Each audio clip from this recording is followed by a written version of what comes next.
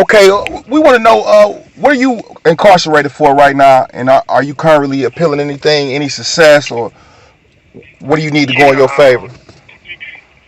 yeah. Right now, I'm incarcerated for first degree murder, kidnapping, and felony firearm. Uh huh. Now, was you did you take a plea to this, or was you or did you go to trial? No, went to trial and found guilty of those three counts. Mm, Um, I mean, shit, they found me guilty of multiple other counts as well. Some of them got reversed when I got to, went to the Court of Appeals, and I am currently appealing um, my case right now. okay. Now, what prompted you to go to trial? The fact that this is a case that I didn't commit. You know, at this stage, well, at that stage of my life, at the time when the city police and the prosecutor's office was trying to convict me, I mean, if a person got bit by a dog, Mark McCloud did it. Snake bite, Mark McCloud did it. Did it. Hit by a car, Mark McCloud did it or had it done. So just like in the scenarios I just gave you, I'm getting accused of everything. Exactly. So is it safe to say you kind of built a reputation for yourself out there? It might not have had to be pertaining to what you locked up for, but maybe just fighting, intimidating people, so on and so forth. Yeah, that certainly is the case. Um, the police put their eyes on me once they, felt that I was the person that was, either slanging drugs or anything. Mark McCloud did it. You my man. I'm not even at the event. You there? Mark McCloud them. So that reputation had built up, and once that happened with the authorities, my name come up in it. I did it. Okay, I definitely get that, and I see that a lot. Were you a part of any gangs or Get Money crews? No, not actually. But I was associated from a standpoint of YBI, Mark McCloud. Like that article that you had read to me earlier. Mm-hmm. It's multiple articles that had me with YBI. At the time, the Young Boys Incorporated was on the streets in Detroit. I was 12. I was 13. I was still getting whoopings. You know what I'm saying? Right. Spankings. So Eh, were you recruited by those YB guys as a child? Because I know that that was their reputation, and I believe his name Bush Jones. He actually said that in an interview on camera that he used to recruit child soldiers, basically. yeah, he did use a recruit, but I just happened to not be one of them. At the time, like I said, the time that organization was on the streets of Detroit, um, much too young. If they were recruiting dudes 13, 12 years of age, then that's a whole nother character defect in that organization. But no, I wasn't affiliated with them. Later, I became an associate of a host of them. But this is after they fall. Okay, okay. Do you I know you read the article. Well, excuse me, I read you the article earlier.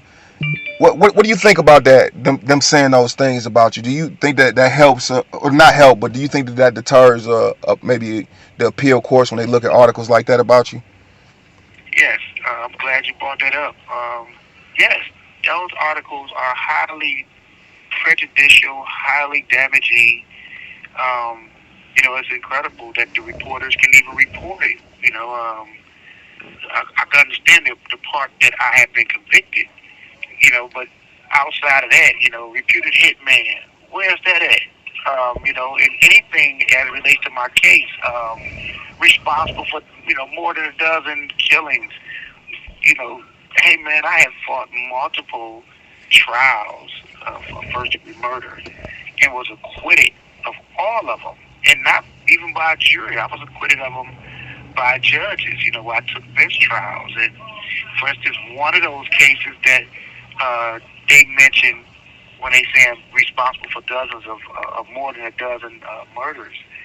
One of the cases, the evidence was that um, I was in jail. You know, I got acquitted because I was in jail when they was saying I was Wow. ordering some murder. So it's impossible for me to have done it. You Right. know, but they still printed, made those type of statements in the newspapers, and the newspapers are not held accountable for anything, just like the authorities are not held accountable for anything as relates to that. Right. That's crazy. They can say what you wasn't convicted of, so on and so forth, but they don't put out that you was in jail doing some of this stuff. That's crazy. Right. But that's how they play it. Uh, David wanted me to ask you, can you talk about being paralyzed? Oh wow. Yes. Walking home, on my way home, a couple friends were with me. A green car pull up. I'm walking in the streets, along close to the curb. The passenger side of the car pull right up on me. The first thing I see is two chocolate knees with some cut off blue jean shorts and two hands on a blue steel revolver. And I see the gun start coming up towards me, and I turn to my right to try to run, and I never really heard the gunshots. And all I know is I crashed to the ground. That car pull off. One of my men was with me, and or at least he was in the area, because I think about two or three other people got shot as well. The car just pulled up and started shooting. I crashed to the ground. A second green car pull up coming from the opposite direction. I thought it was going to run me over, and zoom past my head, go up, do a donut, come back, and the person looked down at me and realized, I guess he recognized my face, and he pulled off without shooting me. This second car that was with the first car, and after that car pull off, now help coming, and people, coming around, a couple people trying to help me. Um, my mom's pull up and then pull right off, and thank God for her, she went and got the fire department, and the fire department showed up, threw me in one of the fire trucks, rushed me to the hospital. Um, Turned out I'd been shot. I believe it was three times. Once in my left wrist, my left lower side, which hit my lower left kidney, and then the third bullet went in my left shoulder and then stuck in the upper left side of my spine. That's the one that paralyzed me. And how long are you still paralyzed, or how long were you? Because I Yeah, I was initially paralyzed from my waist on down with no movement in anything below my belly button. And after I think I left from the hospital, went to the rehabilitation center. They never took the bullet out of my spine, and they were saying that I'd be paralyzed from my waist on down. After about a year or so, I started getting movement in my left leg, and then my right leg, I just always had pain in it. Um, and my left leg came all the way back, but my right leg, I'm still partially paralyzed in that leg. I have almost no feeling in it. Got foot drop in the leg, so I can't pat that my right foot, um, and so I am still paralyzed on the right side of my body. wow, was this very traumatic for you? Did it change your whole mentality on life? Wow, another good question. Yes, uh, prior to that, hey man, I was a little young dude breakdancing and Mm. running the hood like any of us do. And that event, it seemed like that event kind of took me from that happy-go-lucky dude, to perhaps the dude that the authorities thought I was, because I didn't realize it at the time, but the adults knew, young dude, 14, 15, 16-year-old get shot, give him some psychological help. Mm. And they recommended I see a psychologist, but I thought crazy people saw psychiatrists and psychologists, so I bucked that. And turn out years later, as I reflect back, I should have talked to somebody. What? because when I got out the hospital and got out the rehabilitation centers, I thought I was straight. But now I'm out in society riding in cars. In my mind, every car was green, you know. Mm. And because I never saw the shooters, anybody could have been the shooter. You know, you could have been the shooter. A girl could have been a shooter. I never saw the shooter's face or any of these dudes' faces. You know, so I was traumatized by that shit. You know. Wow. And it's important that you said that when we children, because we just talking about traumatic events. When we children, and they refer psychologists to us, psychiatrists, whatever. Man, we be like, man, crazy people to talk to themselves go do that type of stuff. We don't want Right. to do. We don't understand the Right. importance of it. But did they take that into consideration when sentencing you though? Did this happen to you? No, you know the authorities. I mean, you read that article. The authorities were looking at me as the boogeyman. I mean, if a guy, like I said, another plane crash, Mark McCloud, anything, you know, my name will come up in anything. So they're not looking at me as a victim. You know, they're looking at me as the villain of villains. You know, what you saying? Did they take that into consideration when sentencing me? No, I don't even think they knew of it. No, the authorities didn't even know of that event um, at the time when I was after I got found guilty and got sentenced. You know, I find out later, 25 years after my conviction. You know, still appealing the case.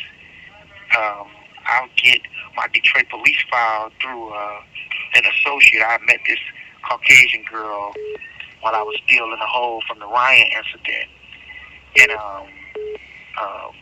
she ended up getting my Detroit police file, the entire file. And it turned out all I was looking for was a lineup sheet to prove that they had put me in a lineup without counsel, and they had two witnesses identifying me standing next to each other, you know, which is illegal. And Mm. I ended up finding a police report where a witness had told homicide investigators that they saw two Caucasian people commit this crime that I'm in prison for on another street.